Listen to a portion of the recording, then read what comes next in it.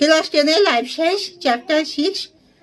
জীবন প্রক্রিয়া। তোমরা সবাই মন দিয়ে শোনো আর লেখো, আর সবাই লাইক আর সাবস্ক্রাইব দিয়ে দাও। জীবন প্রক্রিয়া হলো একটি জীব যখন সুষ্ঠুভাবে পরিবেশের মধ্যে চলন গমনের মাধ্যমে বেঁচে থাকে, আর জীব যখন পরিবেশের সাথে সংবিধান করে তার জীবন প্রক্রিয়াকে এগিয়ে নিয়ে যায়, তার জীবনে বেঁচে থাকার অর্থাৎ তার জনন সম্পন্ন হয়, এবং সেই জীবটি পরিবেশের মধ্যে চলন ও গমনের মাধ্যমে তার জীবনে চক্র অর্থাৎ তার জীবন চক্র আবর্তিত হয়, জীবটি টিকে থাকে, তাকে জীবন প্রক্রিয়া বলা হয়।